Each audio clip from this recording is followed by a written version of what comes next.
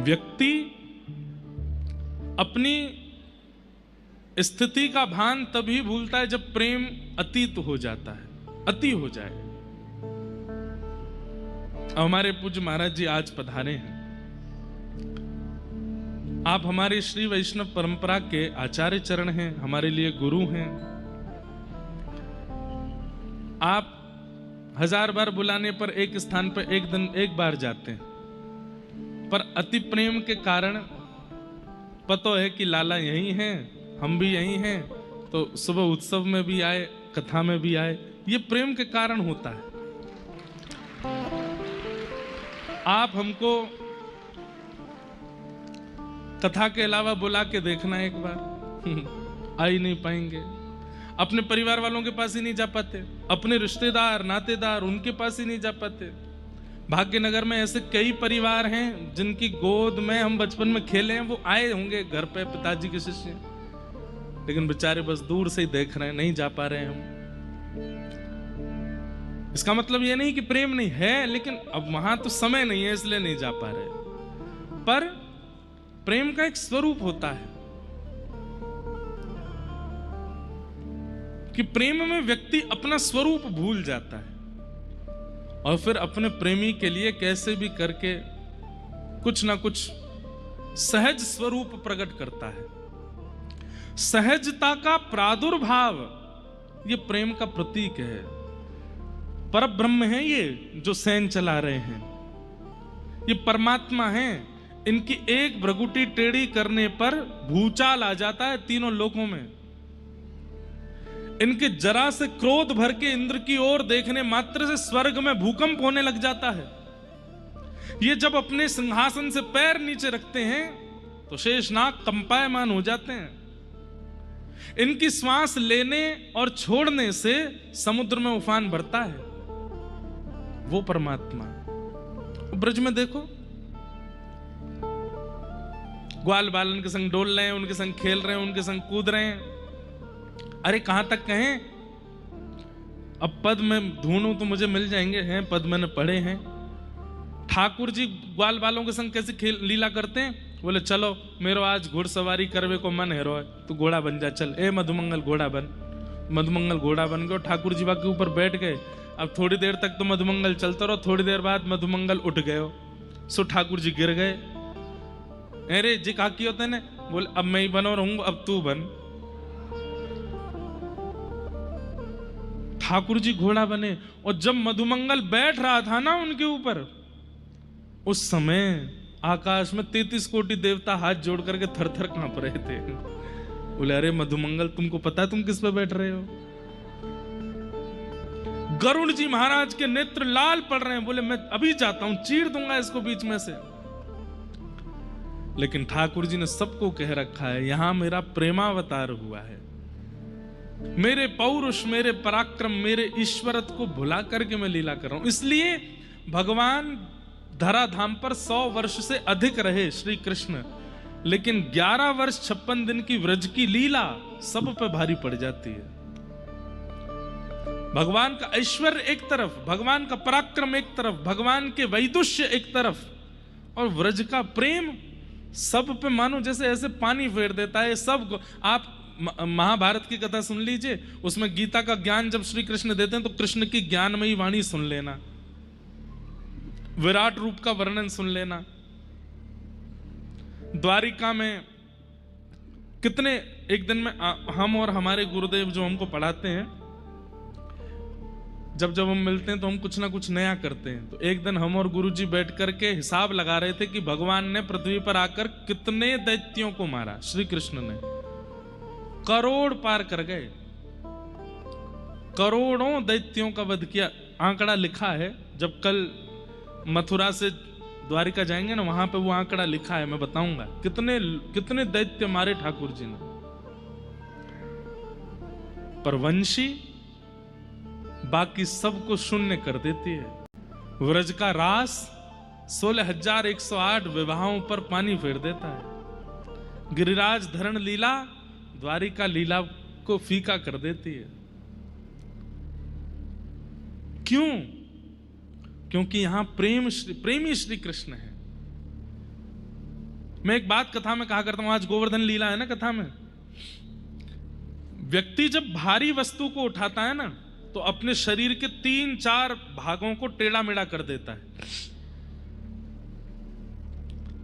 ये स्पीकर रखा, इसको उठाने के लिए मुझे घुटने टेढ़े करने पड़ेंगे, कमर टेढ़ी करनी पड़ेगी, हाथ भी उठाने पड़ेंगे, बहुत टेढ़ा मेढ़ा होकर के, और बड़ा वजन उठाते हैं तो बहुत फिर जोर लगा करके उसको धारण करते हैं।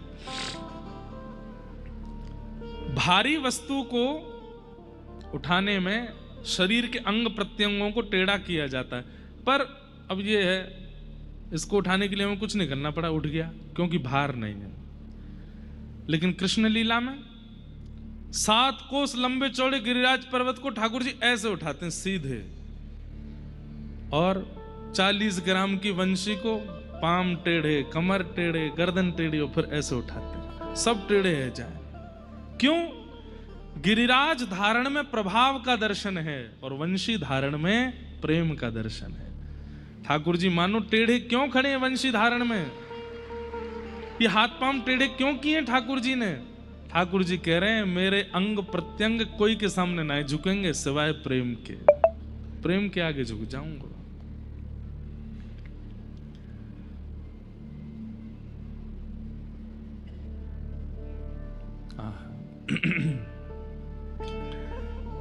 सब जगह ठाकुर जी सीधे खड़े हैं, द्वारिका में सीधे खड़े हैं, तिरुपति में सीधे खड़े हैं, और दक्षिण में मंदिरों में जाओ वहां भी ठाकुर जी सीधे खड़े हैं। तो हमारे ब्रज में यहाँ ले, यहाँ ले, ऐसे ले, और भी जितने ऐसे के उतने। एक जगन्नाथपुरी के पास में एक गोपीनाथ जी हैं, टोटा गोपीनाथ, टोटा गोपीनाथ।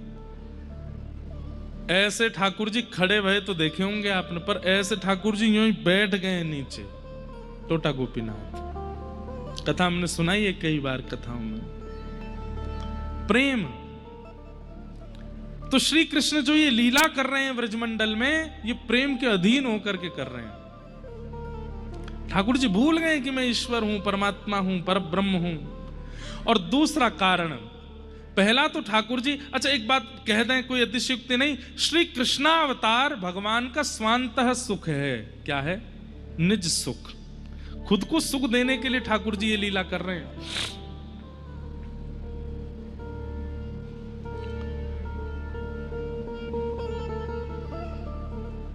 भगवान लीला कर रहे हैं, कैसी लीला कर रहे हैं? संज्ञग्निडम शशि जलद्विज कंटकेभ्य क्रीडा परावति चलौ स्वसतो निषेद्धुम ग्रह्याणि कर्तुमपि यत्र न तज्जनन्यो शोकात् आपतुरलं मनसो नवस्थामु। भगवान लीला कर रहे हैं। श्रृंगी गैयाओं के सींग पे चढ़ जाते हैं, अग्नि मैया की चूल्हा की अग्नि लेके भाग जाते हैं। ड्यमष्टि रोज अपने दांत गिनते हैं कितने निकल आए, और जब एक्स्ट्रा दांत नहीं निकलते तो रोते हैं मैया के पास जाए के, मैया मैया कहे तू काय को रोवे? बोले मैया मुझे तो ऐसा लगे मैं तो खूब दूध पीऊं, खूब मक्खन खाऊं, खूब दही खाऊं, मुझे तो ऐसा लगे जब मैं तेरे गर्भ में हतो ना, तेने खावे पीवे में कंजूसी कर रही, तभी मेरे दांत नहीं निकल रहे। मैया तेने मेरे संग ऐसा कायब की हो। बड़ी लीला करते हैं ठाकुर जी। संग अग्नि डमष्टि जल, जल में नंद बाबा के हाथ पांव जोड़ करके पीछे पड़ जाए, मुझे जमुना जी घुमा लाओ। और जैसे नंद बाबा जैसे तैसे लेके जाए, शर्त रख के जाते हैं, जमुना जी में नहीं जाएगो, किनारे घूमेगो, हाथ पकड़ ले मेरो। और किनारे पर जाए करके फिर कभी एक अपनो पाम डुबा दें भीतर में, फिर कभी दोनों पाम अंत कूद जाएं जमुना जी में। नंद बाबा अच्छा बाबा बस पाम गिरे कर रहा हूं, मट्टी लग गई है। और फिर करते करते करते जैसे ठाकुर जी पता चले यहाँ ने गहरो है, सोई गलती ते हाथ छुड़ाए के वहां में कूद जामे, और कूद करके कहें अरे बाबा बाबा मैं तो डूब रहा हूं डूब रहा हूं डूब रहा हूं। जैसे नंद बाबा हाथ लाला हाथ पकड़, सोई ठाकुर जी दोनों हाथन ते बाबा पकड़ के उन्होंने गेल ले। क्यों? अकेले डांटना है पड़ेगी, दोनों में पड़ेगी अब। मैया नंद बाबा कहें चल लाला तेरी शिकायत करूंगा आज मैं। ठाकुर जी के आज तो मैया बहुत मारेगी, गिरो है गऊ में पूरा, मेरे बाल गिरे। अच्छा ठाकुर जी के केश बड़े बड़े हैं, मैया जैसे तैसे ऐसे जूड़ों से बनाए के यहाँ रखे, आज सब गिरे है गए। अब जैसे ठाकुर जी अच्छा एक अंदर की बात बताएं, हमारे ब्रज के लाला हफ्ता में 1 या 2 बार नहाते हैं बस, रोज नहीं नहाते। और रोज नहाते हैं पता कैसे?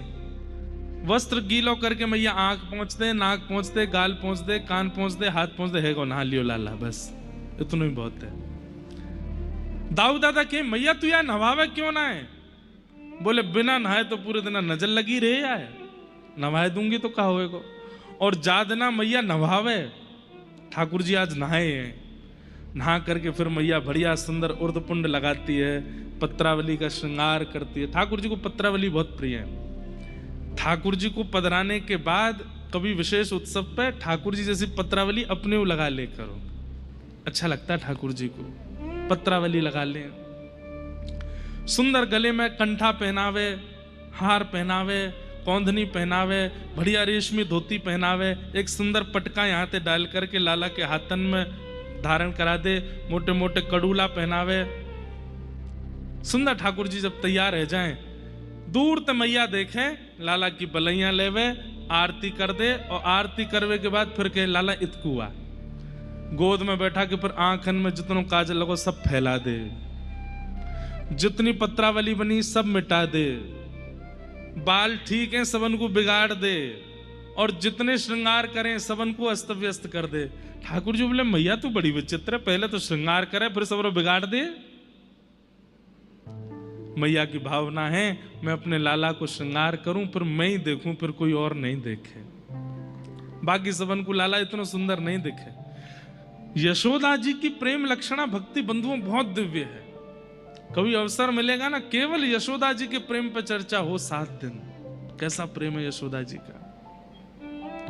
ठाकुर जी सोचने लगे कि आज तो मैया डांटेगी, मेरे बार गिरे है गए। तो जैसे ही नंद भवन आयो, तुरंत बाबा की हाथ छोड़ करके भागे दौड़ के, नंद बाबा भी तो गिरे हैं। नंद बाबा कहते आ रहे हैं चल घर तेरी शिकायत करूंगी, आज मैया ते जाके कहूंगी तू ऐसा हो। ठाकुर जी पहले ही दौड़ करके गए, और जैसे ही यशोदा मैया गोद में गए, अरे लाला तो रो काई को रोए, जोर जोर से रोने लगे। और तेरे बार के, अच्छा तू जमुना जी में नहाया? मैया मैं सांची कह रहा हूं। नंद बाबा को नहावे को मनो सो मुंह में धक्का दे दियो, देख मैया बाबा गिरो आ रहा होगो। यशोदा मैया गोद में लेके बाहर आई तो देखी नंद बाबा गिरे। मैया बोली बुढ़ापे में शर्म ना आवे तुम्हें हैं? मैंने बोल के भेजी कि आए मत गिरी, जाए मत लेके जाइयो जमुना जी मत नवी, खुद तो नहाए लाला हुए धक्का दे दियो। नंद बाबा बोले यशोदा जी वास्तव में हमारो ही लाला है, इतना झूठ बोला है, इतना झूठ बोला है कि कहा बताऊं।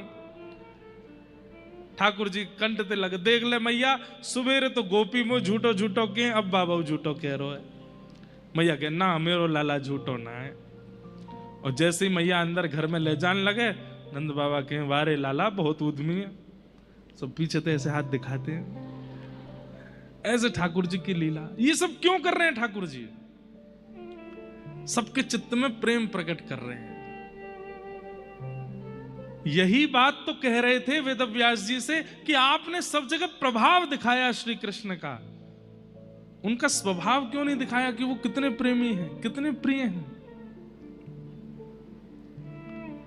इसी कलिकाल में ऐसी ही लीलाएं ठाकुर जी ने गुसाई विठलनाथ जी के साथ की, कुम्मन दास के साथ की, गोविंद दास के साथ की, मीराबाई के साथ की। सब अपने प्रिय वैष्णवों के साथ भी ठाकुर जी ऐसी लीला करते हैं। हम वंचित रह रहे हैं, पर अनुभव करोगे तो आपको भी उस लीला का अनुभव हो जाएगा। ठाकुर जी संज्ञग्नि डमशि जलद द्विज कंटकेभ्य। द्विज एक बहुत सुंदर लीला है कि ठाकुर जी रोज नंद भवन ते सवेरे निकस के जामे, और राह में जो भी साधु मिले, महात्मा मिले, ब्राह्मण मिले, संत मिले, वैष्णव मिले, वाकू देखते ही दंडवत प्रणाम करें। और ठाकुर जी को दंडवत कर तो देख सबके मन पिघल जाए। अरे नेक्सस लाला कैसी लोट रो है जमीन में, अरे लाला ऐसे दंडवत ना करे करें, तू काय को डंडो, मैं तो सवेरे तो ढूंढ रहा हूं वहां पे। और ये बात ठाकुर जी सबसे कहते हैं जितने मिलते हैं, कोई जान पहचान नहीं है। गोकुल में गलती से कोई वैष्णव आ जाए, ठाकुर जी उसको दंडवत प्रणाम करते। तो सवेरे ते आप पे ढूंढ रहा हूं, मोए लाला मोए, तू मोए जाने, मैं ना जानू, मेरे बाबा जाने आपको। टमाटर है सब्जी आन दयादारी के शाम को बताऊंगी। और जाए के पवा में, इतने में दूसरे संत आ जाए, उन्हें पवा में सबन। अच्छा, पवाने के बाद दक्षिणा दो नहीं तो फिर भोजन कैसा, सबको दक्षिणा देते हैं। शाम को ठाकुर जी आते हैं, यशोदा मैया बैठी है, अरे लाला इतकुआ। ठाकुर जी कहा हाँ मैया बता, ये तू कैसे कहा करे सवेरे जाए के सबरे संत महात्मा ने न्योता दे दे कि घर जाओ मैया इंतजार कर रही है। और यहां इतने महात्मा आ गए, सवेरे तो 200 महात्मा ने पवाए चुकी हूं भोजन। लाला मोए पवावे में दिक्कत ना है, लेकिन पहले पता हो कि 200 महात्मा आवे तो रसोई वैसी बने।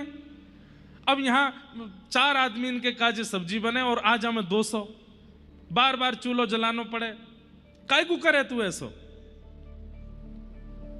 मैया तू मेरी बात मानेगी? बोले हाँ। देख मैया, 2 कारण। बोले कैसे? बोले पहलो कारण मैंने एक कथा में सुनी, घर में जितनो धन है वह धन को कैसे भी करके व्यय करना चाहिए सेवा में। मुझे ऐसा लगे नंद बाबा की इतनी संपत्ति है, यशोदा मैया की इतनी संपत्ति है, कहीं यह संपत्ति तो मेरी मति खराब नहीं है जाए, कहीं मैं बड़ा हूं मेरी मति खराब है तो या हमारे अबई बालपन में ही मैया तो खूब दान करवाए दूं, तो मैं घर भेज दूं, बिल बताए तो रोटी बना बना के सबन ने पवाए दे, दान करे, बातें मैया भविष्य में मेरी मति ही सुंदर होएगी। मैया बोली लाला बात तो ज्ञान इनकी सी करे। हाँ मैया यही मारे मैं भेज दूं, ताकि अन्न दान, वस्त्र दान और धन दान ये हमारे नंद बाबा और यशोदा मैया को है तो रहेगा, धन शुद्ध होगा तो मैं भी पवित्र रह जाऊंगा। यशोदा मैया अच्छा, दूसरा कारण कहा है लाला? तूने कही ना 2 बातें। ठाकुर जी बोलो वो ना बताऊंगा। ना बतानी तो पड़ेगी लाला। ठाकुर जी बोले मैया बता दूं, तू मारेगी तो नहीं? ना मारूंगी। बोले मेरी सौं खा, ना मारेगी। मैया बोली मैं ना मारूंगी, तू बता ना। बोले पहले हाथ छोड़ मेरे, ताकि मैं भाग सकूं। मैया बोली ऐसी कहा बात, अब तो हाथ पकड़ और लियो। ठाकुर जी बोले मैया हाथ छोड़ दे, मैं तुरंत बता दूंगा। मैया ने ले छोड़ दी, अब बता। बोले मैया तू पड़ी पड़ी मोटी है गई है, मुझे बहुत चिंता होवे कि मेरे ब्याह में कहीं मेरी मैया धाम धुल्ला सी है गई तो अब ही परिश्रम करेगी, रोटी बनावेगी, सब्जी बनावेगी, क्योंकि मैया तेरो नियम है, मैं जानू सबन के काजे तो हमारे घर में सेवक हैं वो बनावे, पर मेरे काजे और संतन के काजे तू स्वयं प्रसादी बनावे, तो वह प्रसादी बनावे में श्रम होएगा, मेरी मैया स्वस्थ रहेगी, या हमारे संतन ने भेज दूं। मैया बोली दारी के तो बताओ, पीछे छड़ी लेके मैया भाग रही आगे आगे। ठाकुर जी मोटी है गई हूं मैं। ऐसे ठाकुर जी लीला करें, चित्त में ऐसे बस गए हैं ब्रजवासियों के कि सोते हैं तो श्री कृष्ण याद आते हैं, उठते हैं तो श्री कृष्ण याद आते हैं, चलते हैं तो अरे कहां तक कहें, गोपियां जिनका घर यमुना जी के तट पर है वो जानबूझ करके नंद भवन तक आती हैं और फिर वहां घूम करके मटकी लेके जामे भीतर देखती भाई कि दिख जाए कन्हैया। कि वत्सान मुंचन क्वचिद समय क्रोश संजात हास स्तेयं स्वातत्तधिपयः कल्पितैस्तेययोगैः मर्कान् भोक्षन् विभजति सचेन्नात्रिभाण्डं भिनत्ति द्रव्यालाभे सग्रह कुपितो यात्युपक्रोशतोकान्।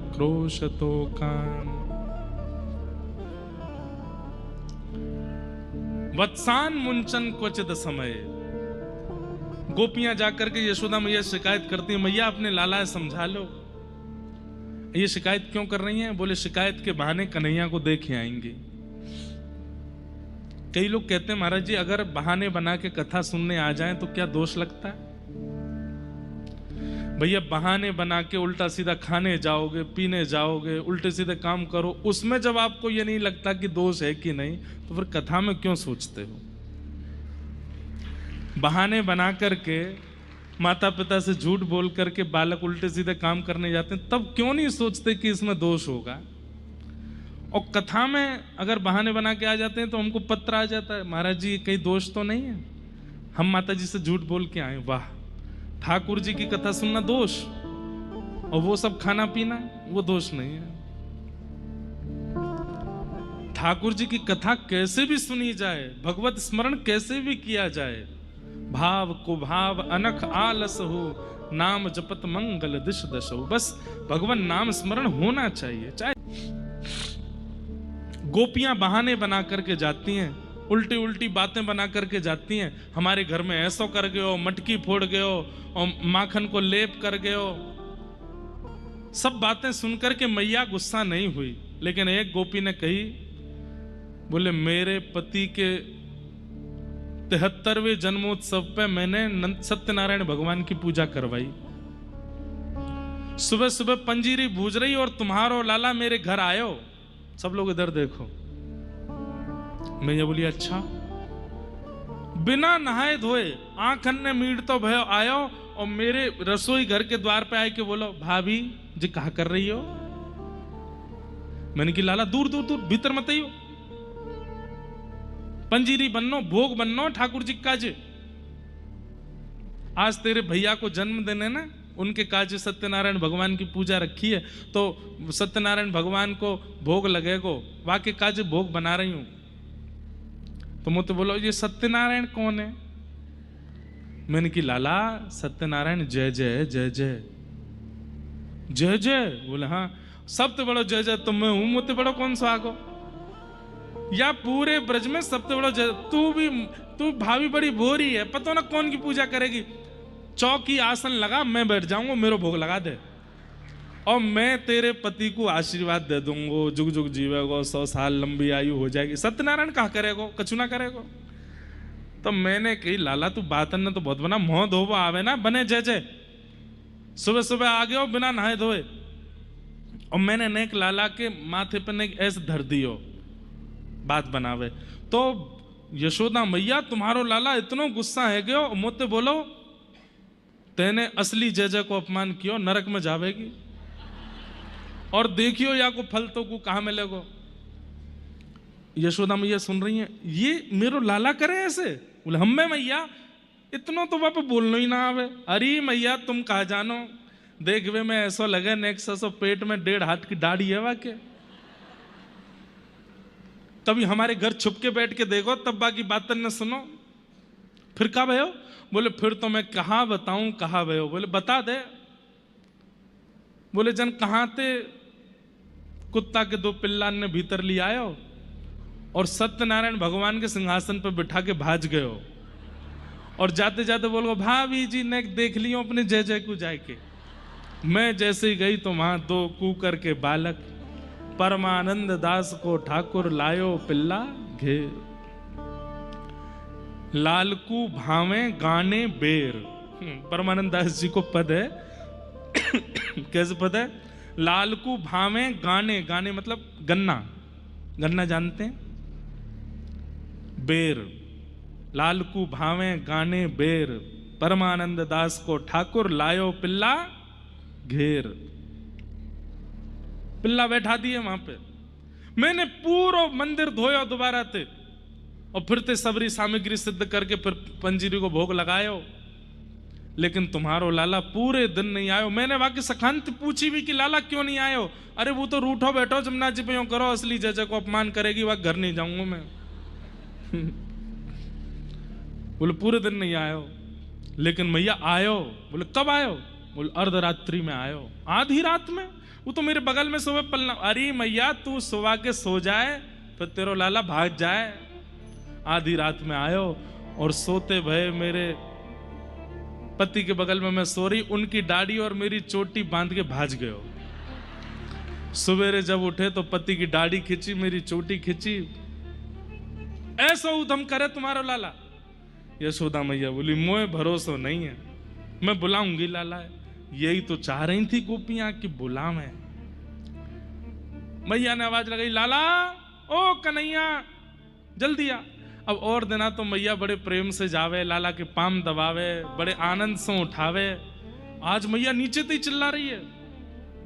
ठाकुर जी उठे, इतना सुंदर एक पद है, उधरे से ठाकुर जी के केश हैं, माथे पर आ रहे हैं, नासिका और गालों का स्पर्श कर रहे हैं, नेत्र धीमे धीमे खुल रहे हैं, कमल नेत्र हैं ठाकुर जी। जैसे सुबह सुबह कमल बंद होता है और सूर्य की किरण होती है तो धीमे धीमे धीमे धीमे खुलता है, वैसे ठाकुर जी के नेत्र खुल रहे हैं।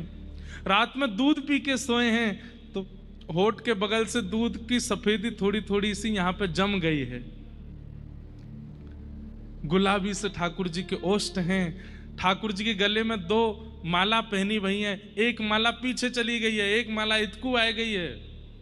उठे हैं सो के और बोले रात में छोटी सी कछनी पहनाई मैया ने धोती की, और वो कछनी ऐसी है गई है कि बस नेक जोर लगाओ तो वो खुल ही जाएगी पूरी। उधर गई है पीछे से। पामन में पाजे छुम छुम करते हुए ठाकुर जी चरण धर कहीं रहे, जा कहीं रहे, सो के उठे अभी होश में नहीं है ज्यादा, और ढूंढ रहे हैं मैया तू कहाँ है। तो मैया कह रही मैं नीचे हूं। इतकू देख करके ठाकुर जी डर गए और दौड़ करके गए यशोदा मैया के अंक में जाके लिपट गए। उसी समय ब्रह्मा जी बोले, वेद तरु प्रतिशाखम मृगितम मिलितम न तद ब्रह्म। मैंने वेदों को खोज लिया, मुझे ब्रह्म नहीं मिला। मैंने शास्त्र पुराणों को पढ़ डाला लेकिन मुझे परमात्मा नहीं मिला।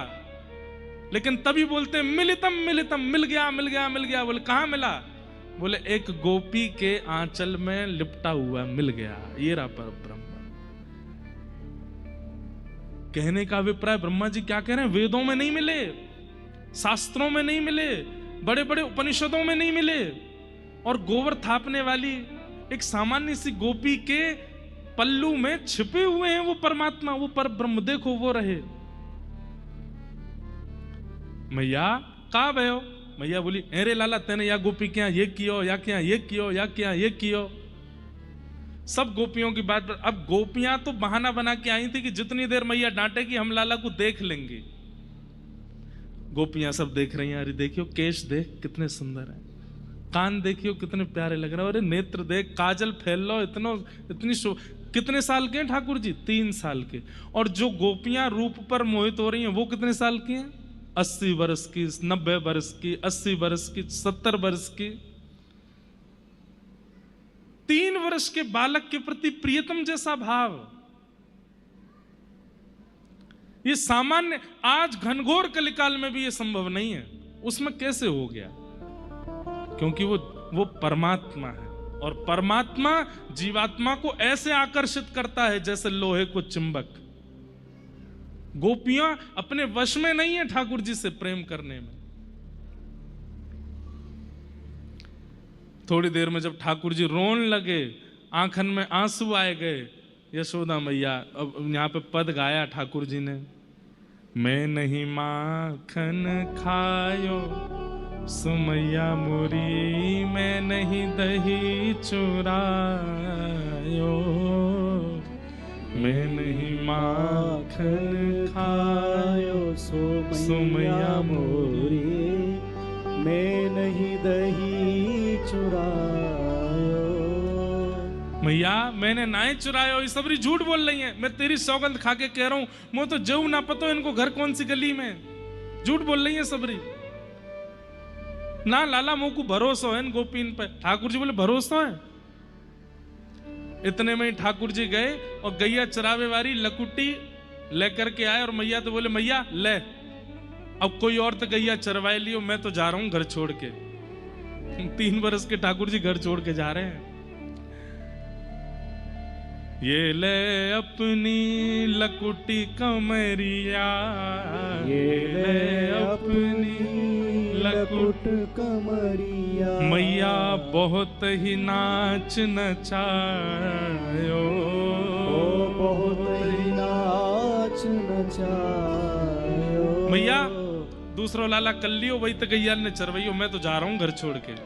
और जैसे ठाकुर जी रो के घर से निकलने लगे, यशोदा मैया दौड़ करके गई, लाला को गोद में ले लियो और कही अरे लाला ते नहीं माखन खायो, ओ लाला मेरे ते नहीं दही चुरायो।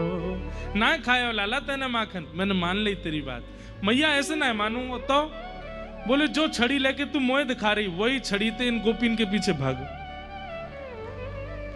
मैया ने उठाई छड़ी और सबरी गोपी भाग रही और मैया लेके पीछे भाग। आज के बाद मेरे लाला पे कोई तानो मत दियो, ठाकुर जी ताली बजा रहे हंस रहे जोर जोर से। भैया नेत्रम वक्त्रम विकारेण, सबसे पहले किसी भी व्यक्ति से मिलिए उसके नेत्रों में देखिए, अगर उसके नेत्रों में बहुत चपलता हो, चंचलता हो, 2 मिनट में इधर घूम जाते हैं फिर इधर घूम जाते हैं और ऐसे टेढ़ी टेढ़ी नजर करके देखते हैं, सीधे देख सकते हैं लेकिन ऐसे ही देखते हैं। कथा जब होती है तब सोए सोए से हो जाते हैं और जब पिक्चर चलती है तब आंखें जो हैं वो ऐसे खुल जाती हैं 440 वोल्टेज हो गया हो। सबसे पहली पहचान व्यक्ति के हृदय की उसके नेत्रों से होती है, वो परिस्थिति में कैसे नेत्र रखता है, बहुत बड़ी पहचान है। कई लोगों को आप शादियों में देखेंगे, शादी ब्याहों में उनके नेत्र वो यही देख रहे होते हैं कितना लेन देन हो रहा है, कितना दिया जा रहा है, कितना लिया जा रहा है, कितना दिया, कितना किया, क्या हुआ, कौन क्या पहन के आया, क्या नहीं पहन के आया, वो इसी में ही है। और ऐसे लोग कथा में भी यही देखते रहते हैं, कथा सामने चल रही पर वो पीछे देख रहे हैं, वो क्या पहन के आया, वो क्या लेके आया, वो क्या करे। नेत्रों की स्थिति आपके हृदय का परिचय कराती है। कई लोग ऐसे बैठे होते हैं कथा में, हमको तो सब दिखते हैं, 3 घंटे वो पलक भी नहीं झपकते, वो ऐसे ही देखते रहते हैं और सुनते रहते हैं। और सबसे बड़ी बात बताएं, जिसका पूरा स्ट्रक्चर सीधा, सिर भी सीधा, गर्दन भी सीधी, अंग भी सीधे, एक आसन में, और जो ऐसे बैठकर पूरी कथा सुन रहा होता है, समझो एक एक शब्द भीतर प्रविष्ट हो रहा है। तो सबसे पहला व्यक्ति का परिचय कराता है उसके नेत्र। नेत्रों में यदि बहुत चपलता है तो इसका मतलब मन एकाग्र नहीं है व्यक्ति का, लेकिन नेत्र धीर हैं, गंभीर हैं, एकाग्र हैं, समझो हृदय विचलित नहीं है, इसका वशीकृत है। तो पहली पहचान, कभी भी किसी से भी मिलो, अब विवाहित जितने भी छोरा बैठे हैं यहाँ पे, जा छोरी ते ब्याह होने वारो हो, वाके पहले नेत्र नहीं देख लियो, पतो चली महाराज नेत्रन में डूब गए। थोड़ा ध्यान पूर्वक जाना, गुरु जी की बात मान के जाना, नेत्रों में देखना। इसीलिए पता है जब पुराने समय में ब्याह होते थे ना, तो लड़का लड़की जब उनका पहला मिलन घर वाले कराते तो उसमें कन्या जो होती है वो आंख खोलती नहीं है, यूं ही बैठी रहती है, कहीं देख नहीं ले आंखों में, इसको आंखों से पता ना चल जाए। और केवल पुरुष ही क्यों, कन्याएं भी उसके नेत्रों में देख लो। सबसे बड़ी पहचान व्यक्ति के उसके नेत्र होते हैं, उसके नेत्रों की स्थिति क्या है। दूसरा, वक्त्रम, शब्द। आपने कोई बात की और उस बात को कहने में सामने वाले ने प्रत्युत्तर में किन किन शब्दों का प्रयोग किया, उन शब्दों से व्यक्ति की स्थिति पता चलती है। शब्द बहुत डिक्शनरी वाले हों यह आवश्यक नहीं है, बहुत गंभीर शब्दों का प्रयोग आवश्यक नहीं होता है, पर शब्दों की नरमता और शब्दों की सुगमता और शब्दों की प्रवाहता, उससे पता चल जाता है कि व्यक्ति कैसा है। हम अपनी टेक्निक बता रहे हैं लोगों को पहचाने, हम तो हजारों लोगों से मिलते हैं रोज। नेत्रम, वक्त्रम। कई बार ऐसा होता है कि लोग मिलने आते हैं ना, तो लोगों को कई बार ऐसा लगता है कि हम महाराज जी के आगे मोटा लिफाफा चढ़ाएंगे तो ये हम पे कृपा करेंगे। हम पहले ही समझ जाते हैं, सामने वाला व्यक्ति आया, प्रणाम किया, लिफाफा ऐसे आगे खिसकाएगा पैर की तरफ, हम कहते हैं जय श्री कृष्ण, चलो आन दो। और पीछे वाला व्यक्ति बेचारा, वो ना तो उसके कपड़े इतने बढ़िया थे, ना उसके बाल इतने बढ़िया थे, ना माला अच्छी वाली लेके आया था, लेकिन नेत्रों में प्रेम था, और उसको देख के फिर मन होता है कि इसको थोड़ा पुचकार लें, इसको थोड़ा माला वाला पहना दें, इसको थोड़ा हृदय से लगा लें। तो कई लोग चिढ़ जाते हैं इस बात से, बोले वो व्यक्ति हमने बुलाया महाराज जी को, ये उस व्यक्ति से इतना प्रेम क्यों कर रहे हैं? और ये स्थिति पता चल जाती है। और ये मेरे साथ ही नहीं, आपको भी होगा। जब आप सत्संगी बनने लग जाएंगे, आपको भी अनुभव होने लग जाएगा कि कौन उचित कौन अनुचित है। नेत्रम वक्त्रम वाणी, शब्द बताते हैं कि व्यक्ति कैसा है। और तीसरा विकारेण, सिर से लेके पैरों के खड़े होने की अवस्था, बैठने की अवस्था, लेटने की अवस्था, खाने की अवस्था, एक एक अवस्था से पता चलता है कि व्यक्ति कैसा है। जैसे कोई व्यक्ति रिलैक्स मोड में जाता है तो कमरे में जाते वो रिलैक्स कैसे करता है? एक पांव तकिया पे धर दिया, एक पांव नीचे लटका है, यूं लेट गए, समझो कि महाविकारी व्यक्ति है। भाई रिलैक्स भी करता है तो सीधा सीधा ये आराम से, तो समझो कि इसका चित्त एकाग्र है। कई लोग भोजन करते हैं, भोजन करते समय कुछ भी खा रहे हैं। कई लोगों को हमने देखा, जैसे दूध और दही, इन दोनों का विरोध होता है, दूध दही साथ में नहीं खाने चाहिए। कई लोग खा जाते हैं, वो दूध की सामग्री भी खा लेते हैं, फिर उसके ऊपर दही भी पी लेते हैं। पेट में विस्फोट हो जाएगा तुम्हारे, कैसे कर सकते हो? तो कई लोग कर लेते हैं। और एक हमारे पंडित जी हैं, यहां तो नहीं आए वो तो मुझे चैलेंज करते हैं, बोले मुझे चाय पिला दो फिर छाछ भी पिला दो, मैं ठीक रहूंगा। मैंने भाई तो कैसे कर लेते हो आप ऐसा? पर ये भोजन में जो ये विकार है, ये कहीं ना कहीं हृदय की स्थिति बताता है। बहुत तीखा खाने वाला व्यक्ति, बहुत ज्यादा गरम गरम प्रसाद पा लेने वाला व्यक्ति, जैसे मंदिरों में प्रसाद जब पाते हैं ना तो वो अमूमन ठंडा ही हो जाता है, क्योंकि ठाकुर जी को भोग लगा, उसके बाद रोटी भी ठंडी, दाल चावल सब ठंडे ही हो जाते हैं। उसके बाद कई लोगों को भाता नहीं, वो उसको फिर ओवन में गर्म करते हैं, फिर पाते हैं। विकार युक्त प्रसाद पाने वाला व्यक्ति, उसका भी हृदय बता देता है कि ये उचित नहीं है। बहुत तीखा खाना, बहुत ऐसा रहना, ये भी उचित नहीं है। और खाते समय बहुत गिरना, यहां भी गिर रहा है, वहां भी गिर रहा है, कपड़ों पे भी गिर रहे हैं, मुंह पूरा सन गया है, दोनों हाथों से खा रहे हैं, इससे भी खा रहे हैं। इससे तो खाना ही नहीं चाहिए। अपने उल्टे हाथ से तो थाली भी स्पर्श नहीं करनी चाहिए सन्मुख रखने के बाद। पर हम लोग अंग्रेज हो गए हैं, शादियों में भी बुफे चलता है, एक हाथ में लेके उससे डालते रहते हैं, खाते रहते हैं। नहीं, विकारेण।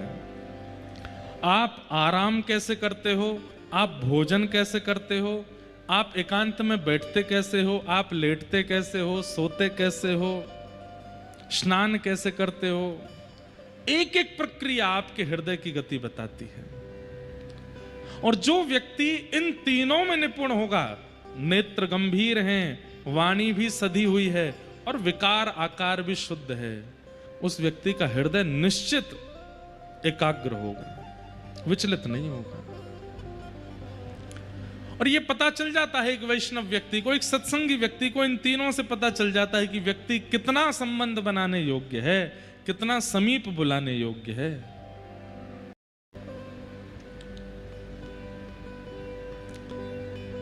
सत्संग पूर्वाभास करा देता है, व्यक्ति का परिचय करा देता है, अनुभव कराने लगता है क्या, कहां, कैसे, क्या घटना घटने वाली है। ऐसे ही 88,000 सौनकादि ऋषियों को यज्ञ कर रहे हैं, पर यज्ञ में आहुति डालते डालते उन्हें ही अनुभव हो रहा है कि हम जिस कारण से यज्ञ कर रहे हैं वो सफल होगा नहीं, इसलिए मध्य में ही उन्होंने यज्ञ को रोक दिया। और तभी वहां परम विद्वान श्री सूत जी का आगमन हुआ और सूत जी से सौनकादि ऋषियों ने प्रश्न किया, मानव कल्याण कैसे होगा। इसके प्रति हमारे 6 प्रश्न हैं। किम श्रेय शास्त्र सारः क स्व अवतार प्रयोजनम, किम कर्म के अवतारश्च धर्म कम शरणम गतः। इन 6 प्रश्नों के कृपा कर हमें उत्तर दीजिए। कौन कौन से प्रश्न हैं? सबसे पहला, किम श्रेय, भगवान के अवतार का श्रेय किसको जाता है? ठाकुर जी रावण को मारने आए थे कि कुब्जा को दर्शन देने आए थे? ठाकुर जी कंस वध करने के लिए आए थे कि वहां सबरी के बेर खाने आए थे? सीधी बात, राक्षसों के लिए भगवान आते हैं कि भक्तों के लिए आते हैं? भगवान के अवतार का श्रेय किसको जाता है? पहला प्रश्न। वाल्मीकि रामायण में एक बहुत सुंदर प्रसंग आता है। जब विभीषण शरणागति के लिए आए तो भगवान ने विभीषण को देख करके एकांत में जाकर के सारे अपने बानरों की और जो भी थे साथ में सबको बुला करके एक मीटिंग की, और राम जी ने सबसे पूछा, बताइए विभीषण शरण में आया है, इसको लेना चाहिए कि नहीं? सब अपना अपना मत रख रहे थे, ले लीजिए, कोई कह रहा था मत लीजिए, कोई कह रहा था ले लीजिए। तभी भगवान ने, राम जी ने बानर राज सुग्रीव से पूछा, बोले सुग्रीव जी आप अपना अंतिम निर्णय सुनाइए, आपका निर्णय जो होगा हम वही करेंगे। तो सुग्रीव जी को थोड़ा सा मान हो गया, बोले राम जी सबके सामने कह रहे हैं, मैं जो कहूंगा वो करेंगे। तो सुग्रीव जी बड़ी विद्वत्ता से बोलने लगे, बोले देखिए भगवान है तो रावण का भाई, एक ही नगर में रहे हैं, एक ही सन्निधि में रहे हैं, संग दोष विभीषण के अंदर भी आया तो होगा। भले ही ये महात्मा बंदा घूम रहा है, लेकिन रावण की संगति का असर इस पर हुआ तो होगा, इसलिए मेरी ऐसी इच्छा है कि आप इसको स्वीकार मत कीजिए। लेकिन राम जी तो बड़े कौतुकी हैं, ठाकुर जी कब क्या कर दें कोई पता थोड़ी है। सबके सामने सुग्रीव जी से अंतिम निर्णय बुलवा दिया और बाहर जाकर के विभीषण को स्वीकार कर लिया। ये बात देख करके सुग्रीव को बहुत बुरा लगा, बोले कि मुझसे भीतर क्यों बुलवा दिया, फिर मेरा निर्णय सुना ही क्यों इन्होंने, और मुझे सबके सामने बोलने पर मजबूर क्यों किया जब इनको अपने मन की करनी थी तो। और उस समय सुग्रीव ने मन में विचार किया, ये अकेले ही सीता जी की खोज कर लें, मैं तो सारे बानरों को लेकर के वापस चला जाऊंगा। तब वहां वाल्मीकि रामायण में राम जी थोड़े गुस्सा हो गए और सुग्रीव से कहते हैं, इधर आओ, क्या सोच रहे हो आप अपने मन में? सुग्रीव बोले नहीं कुछ भी तो नहीं। बोले नहीं, तुमने मन में यह सोचा कि हम अकेले सीता जी की खोज कर लें? देखिए सुग्रीव जी, अगर आप ये विचार कर रहे हैं कि आपके बिना ये संभव नहीं है तो भूल जाइएगा। रावण को मारने के लिए लंका जाना हमारा अनिवार्य नहीं है। यहीं बैठे बैठे एक तिनका उठा करके अगर बीच से उसको विदीर्ण कर देंगे तो वहां बैठा बैठा रावण मर जाएगा। जितनी देर में लक्ष्मण अपने पलक झपकते हैं इतनी देर भी नहीं लगेगी हमको रावण को मारने में। ये सारी लीला तो केवल अपने भक्तों को सुख देने के लिए हम कर रहे हैं। अरे एक कथा सुनाते हैं आपको। रावण की भगवान श्री राम से शत्रुता एक जन्म की नहीं है, एक पीढ़ी की नहीं, अनेक पीढ़ियों की है। प्रभु श्री राम किस वंश में प्रकट हुए? जोर से बोलो, कौन सा वंश? रघुवंश। वैसे देखा जाए तो सूर्यवंश। सूर्यवंश में एक राजा हुए जिनका नाम था रघु, और उन रघु राजा के प्रताप से ठाकुर जी इतने प्रसन्न हो गए कि ठाकुर जी ने उस पूरे वंश का नाम ही रघुवंश कर दिया। और ठाकुर जी ने दूसरा वचन ये दिया कि इस वंश में मैं भी अवतार लूंगा, क्योंकि रघु महाराज इतने प्रतापी हुए। कैसा प्रताप था रघु जी का? तो कथा आती है कि रावण ने पूरे विश्व पर दिग्विजय कर ली। सब लोग इधर देखिए, ध्यान से सुनिए। रावण ने पूरे विश्व पर दिग्विजय कर ली, सारे बड़े बड़े पराक्रमियों को हरा दिया। अरे विश्व की बात तो छोड़िए, स्वर्ग लोक पर भी दिग्विजय कर ली थी। कुबेर आदि सब रावण के यहां हाथ जोड़ करके खड़े रहते थे। तब रावण अपने मंत्रियों से कहता है, पूरे विश्व में, तीनों लोकों में अब मुझसे ज्यादा प्रतापी कोई बचा नहीं है। तभी एक मंत्री बोलते हैं, बोले महाराज एक व्यक्ति है। बोले कौन? उत्तरीय क्षेत्र में, भारत के उत्तरी क्षेत्र में विराजमान रघु महाराज। रावण इतना पुराना है, रघु महाराज के समय पे भी रावण था, तब युवा था रावण। भगवान राम के समय पे भी वृद्ध नहीं हुआ था। हमारे नाना जी कभी कभी राम कथा सुनाते हमको तो बताते थे, रावण कोई वयोवृद्ध नहीं था, राम जी से आयु में बड़ा दिखता था ऐसा नहीं, उसको देख करके ऐसा लगता था कि उसके पुत्र उसके पुत्र अक्षय कुमार आदि भी उसके सामने बड़े लगते थे। रावण इतना युवा लगता था, कोई आलस्य नहीं, कोई झुर्रियां नहीं, कोई बाल सफेद नहीं उसके, वैसा ही पराक्रमी था। लेकिन रघु महाराज के समय उसका पराक्रम और भी ज्यादा तीव्र था, क्योंकि वो उसका प्रारंभिक समय था। तो किसी मंत्री ने कहा कि महाराज अभी उत्तर भारत में रघु महाराज हैं, सरजू जी के तट पर विराजमान हैं, अगर उनको आपने हरा दिया तो आपकी जय जय हो जाएगी सब जगह। तो रावण का एक काम था, वो किसी भी पराक्रमी व्यक्ति के पराक्रम के सोर्स को देखता था कि कोई भी व्यक्ति बलवान किस कारण से है। तो रघु महाराज के पराक्रम का कारण था उनकी पतिव्रता पत्नी। रघु महाराज की पत्नी ऐसी पतिव्रता नारी थी कि रघु महाराज के अलावा किसी भी पुरुष को उन्होंने दर्शन किया, या तो भाई रूप में देखा, या पुत्र रूप में देखा, या पति रूप या पिता रूप में देखा। पति रूप में तो केवल वो रघु का ही दर्शन करते थे। और भी कई जो पातिव्रता नारी के नियम होते हैं सबका पालन वो करती थी। तो रावण ने मन में विचार किया कि अब मुझे उत्तर भारत जाना चाहिए और रघु महाराज को हराने का प्रयास करना चाहिए।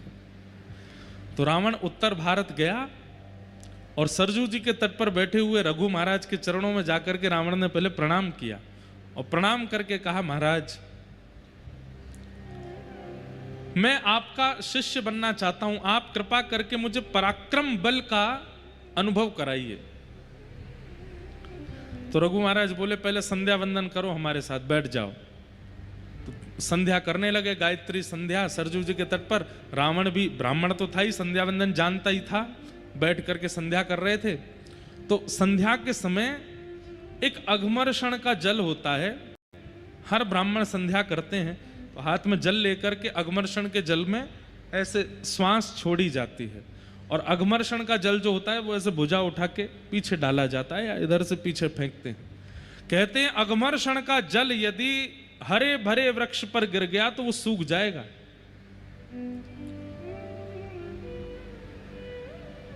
रघु महाराज जब अघमर्षण का जल हाथ में लेकर के बैठे थे तभी उनके चिंतन में आया कि दक्षिण भारत में कोई एक गरीब ब्राह्मण है, उसके पास एक गैया है और उसके गाय के ऊपर एक शेर ने आक्रमण कर दिया है, और वो ब्राह्मण विचलित होकर के गुहार कर रहा है, प्रार्थना कर रहा है, मेरी गैया को बचा लो, मेरी गैया को बचा लो, मेरे भोजन का कारण केवल ये गाय है, इसकी रक्षा कर लो। लेकिन कोई भी रक्षा नहीं कर पा रहा था। तब उस ब्राह्मण ने दक्षिण भारत में बैठे बैठे मन में विचार किया कि अगर रघु महाराज यहाँ होते तो मेरी गाय की रक्षा करते। उसके विचार करते ही यहाँ पर संध्या काल के समय रघु महाराज के मन में वो दृश्य दिखने लगा, और जैसे दृश्य दिखा तो रघु महाराज बोले, अब दक्षिण कैसे जाऊं मैं उसकी गाय बचाने। तो उन्होंने तुरंत अघमर्षण का जल लिया और भुजा उठा करके जैसे ही पीछे डाला, उस सिंह का आवाहन करके अयोध्या में अघमर्षण जल फेंका गया और दक्षिण में उस सिंह की मृत्यु हो गई और गाय की रक्षा हो गई। बगल में बैठा रावण क्या कर रहा था, वो इनके मन में प्रवेश करके मन में क्या चल रहा है वो सब देख रहा था। तो रावण ने इस दृश्य का दर्शन कर लिया। रावण ने तुरंत संध्या पूरी होती कहा, आपने यहां बैठे बैठे उसकी गाय की रक्षा कर ली, ये तो अद्भुत है, आप कैसे कर लेते हैं ये। रघु महाराज बोले, कुछ दिन रहो, सिखाएंगे तुमको भी। रावण सीखने लगा, शिष्यत्व ग्रहण कर लिया रघु महाराज का। कुछ दिन बाद रावण ने प्रार्थना की, बोले भगवान आप कृपा कीजिए, हमारी लंका नगरी दर्शन करने के लिए चाहिए, मेरी लंका में एक बार चरण पधरा दीजिए। रघु महाराज ने तुरंत एक सीख उठाई और सीख उठा करके सरजू जी के तट पर बैठे बैठे ही पूरा नक्शा बना दिया और कहा ये तुम्हारी लंका है? बोले जी ये उत्तर द्वार है, ये दक्षिण द्वार है, ये पूर्व द्वार है, ये पश्चिम द्वार है, यहाँ तुम्हारी पत्नी का कक्ष है, यहाँ तुम्हारा भाई कुंभकर्ण सोया है, यहाँ तुम्हारे भाई विभीषण रहते हैं, यहाँ तुम्हारे बच्चे रहते हैं, ये रहते हैं, वो रहते हैं। देखते ही बोले आप गए लंका? बोले मैं कभी नहीं गया। बोले आपको कैसे पता? ये तक बता दिया कहाँ कौन सा वृक्ष है और उस वृक्ष में कैसे पुष्प लगे हैं, कैसे फल लगे हैं। अयोध्या में बैठे बैठे रघु महाराज ने पूरी लंका दिखा दी रावण को। इतने में ही रावण चरणों में जैसे गिरा तो थोड़ा रावण से बचने के लिए, थोड़ा पीछे हटने के लिए उनका जो हाथ था रघु महाराज का, वो लंका के बनाए हुए नक्शे के एक कोने में थोड़ा पड़ गया, तो वो लंका का वो नक्शा जो था एक कोने से मिट गया। तो रघु महाराज बोले राम राम राम राम, ये तो अनर्थ हो गया। तो रावण बोला क्या हो गया? बोले ये गलती से हमारा हाथ पड़ गया, इतना हिस्सा तुम्हारी लंका का समुद्र में डूब गया होगा। रावण बोला आप क्या बात कर रहे? बोले जाके देख लो। रावण जब गया तो उतना हिस्सा टूट के समुद्र में डूब गया था। रावण ने कहा भैया ये सामान्य नहीं है, मैं कितना भी इनके चरणों में रह लूं ऐसी विद्या तो मैं प्राप्त कर ही नहीं पाऊंगा। अगर मैं ऐसी विद्या प्राप्त नहीं कर सकता तो ऐसे विद्या वाले को रहने भी नहीं दूंगा पृथ्वी पर। अब रघु महाराज से मुझे सीखना नहीं है, इनको नष्ट करना है, क्योंकि मुझसे पराक्रमी ज्यादा है और मैं ऐसा पराक्रम कभी नहीं सीख पाऊंगा। बहुत दिन बाद हमको ये कथा याद आई है, ध्यान से सुनना। तो रावण ने क्या किया? बोले अब इन जैसा तो मैं नहीं बन पाऊंगा, तो इन्हीं को नष्ट कर दूं। और कैसे नष्ट करूंगा? बोले इनको नष्ट करने का एक ही उपाय है, इनके पत्नी का पातिव्रत धर्म नष्ट हो। और वो कैसे होगा? तो एक दिन रघु महाराज कहीं दूर देश गए हुए थे। रावण ने मन में विचार किया आज मैं रघु महाराज का रूप धारण करके जाऊंगा और इनकी पत्नी का पातिव्रत नष्ट कर दूंगा। रावण रघु महाराज का रूप बना करके अयोध्या में घुस गया। सब लोगों को लगा कि रघु महाराज जी हैं, सब प्रणाम करने लगे, सब वंदन करने लगे। लेकिन जैसे ही रावण ने अपने निज कक्ष में प्रवेश किया रघु महाराज के, तो रघु महाराज की पत्नी, उन्होंने जैसे ही नेत्र उठा करके देखा, देखते ही पहचान गई और बोली रावण तुम्हारी इतनी हिम्मत, तुम मेरे कक्ष तक घुसे चले आए भीतर। तो रावण बोला मेरे रूप को कोई नहीं पहचान पाया, आप कैसे पहचान गए? तो बोले रघु महाराज का एक नियम है। और क्या?